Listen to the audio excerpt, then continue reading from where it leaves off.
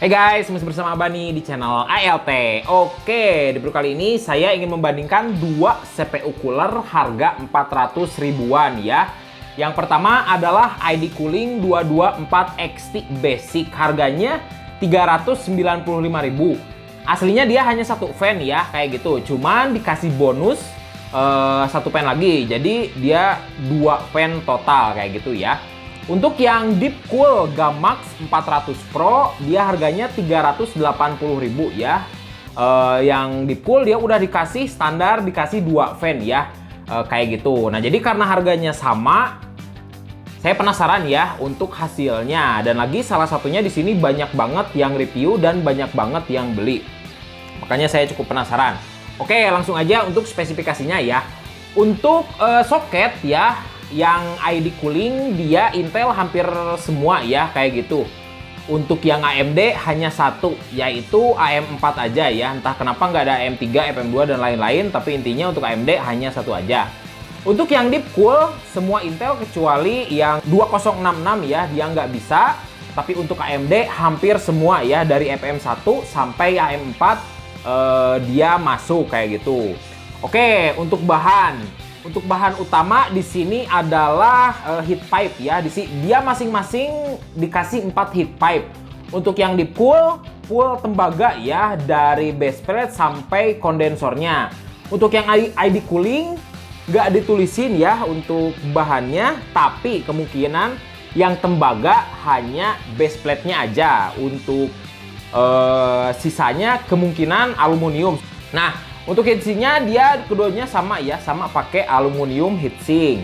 Untuk yang Deep Cool dia terlihat lebih banyak ya, kayak gitu untuk pinnya ketimbang yang ID Cooling. Untuk ukuran keduanya hampir sama ya, cuman untuk yang Deep Cool Gamax Pro dia lebih tinggi sedikit kayak gitu. Oke, untuk fan yang 224XT dia 700 sampai 1800 RPM. Untuk yang 400 Pro dia 500 sampai 1650 RPM ya.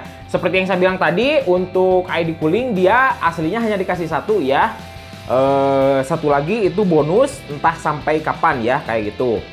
Untuk yang 400 Pro sudah pasti ya dia dikasih dua kayak gitu dari sananya. Warnanya biru ya, seperti saya bilang, dan dua-duanya pakai 4 pin PWM. Oke, untuk kualitas finishing di sini berbeda-beda. Untuk fan yang 224XT Basic ini dia lebih bagus ya, untuk finishingnya terlihat lebih bagus. Untuk yang Deep Cool entah kenapa, mungkin karena pemilihan warna ya, jadi terlihatnya kayak yang murah kayak gitu. Untuk tampilan heatsink pun di sini untuk yang ID Cooling terlihat lebih bagus ya, terlihat lebih rapih kayak gitu. Nah, untuk yang Deep Cool 400 Pro base plate-nya dia lebih bagus ya, kayak gitu, lebih rapih. Untuk heat pipe-nya dia sama, lebih rapih kayak gitu.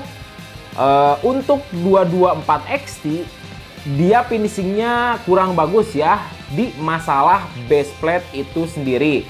Dan untuk dudukan ya, untuk dudukan fan saya lebih suka yang Deep Cool ya, karena dia lebih kokoh ketimbang yang 224XT ya, yang ID Cooling. Soalnya dia gampang banget copot kayak gitu, tapi itu nggak terlalu penting sih.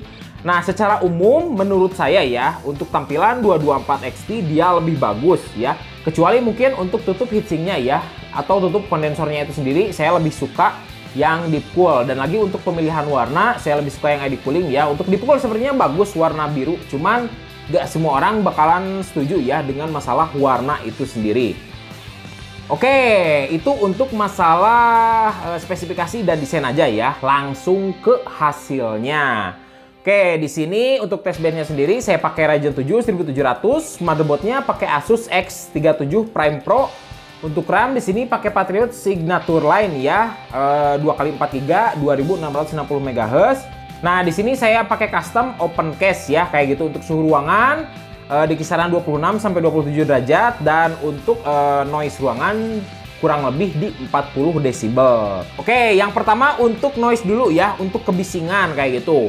Untuk yang 224XT yang single dia dapat 44,4 desibel. Untuk yang 224XT double dia 48 desibel, dan untuk yang Gamax 400 Pro dia 45,8 desibel.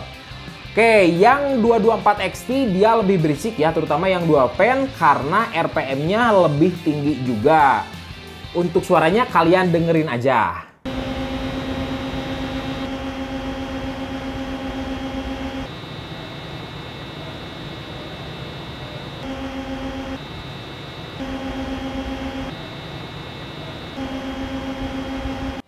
Nah, ini perbandingan dengan cooler lain. Dari semua CPU yang saya tes, yang paling berisik adalah yang ID cooling ya, kayak gitu. Oke, sekarang untuk perbandingan temperatur.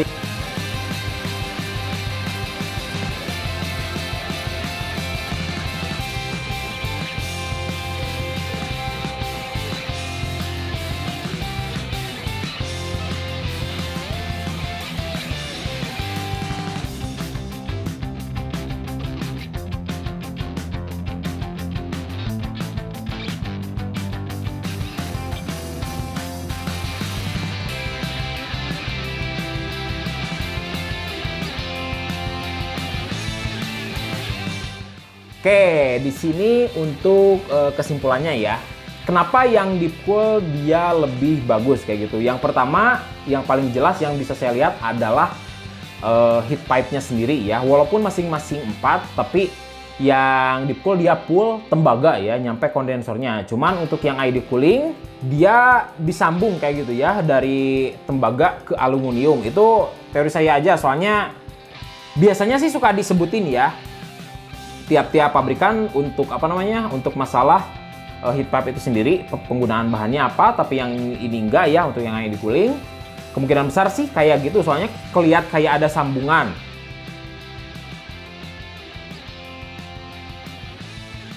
Oke, yang kedua adalah keefisiensian fan. Untuk yang deep cool soalnya dia agak unik ya untuk masalah fan blade-nya sendiri. Menurut saya itu pun berpengaruh ya. Jadi walaupun RPM-nya dia lebih kecil ya ketimbang yang deep cool, tapi lebih maksimal lah penggunaan si fan itu sendiri. Untuk kekurangan deep cool mungkin lebih ke, ini mungkin subjektif ya, tiap orang bisa berbeda-beda. Masalah warna ya, masalah warna fan itu sendiri. Jujur saya suka banget ya untuk warna birunya sendiri. Cuman kalau ngejar estetik nggak semua orang memakai warna biru atau masuk ya untuk warna biru. Untuk yang 224 XT yang basic ini jujur saya sangat gak menyarankan ya bila dibandingkan dengan kedua ini ya. Kalau masih 2 fan masih mending kayak gitu ya. Kalau promonya udah habis hanya dikasih 1 fan, sayang banget soalnya menurut saya terlalu mahal, dan di sini pun yang deep cool dia lebih murah. Menurut saya yang deep cool ini sangat worth it ya kayak gitu. Oke, mungkin kalau kalian pengen saya review lagi CPU cooler ya di harga 400 ribuan atau 300 ribuan dan lain-lain, bisa tuliskan aja di komentar bawah ya. Nanti saya akan coba untuk cari barangnya dan saya tes sendiri. Oke, mungkin segitu aja untuk video saya kali ini. Bila ada pertanyaan atau apapun, bisa tuliskan di komentar di bawah. Jangan lupa like dan subscribe. Salam!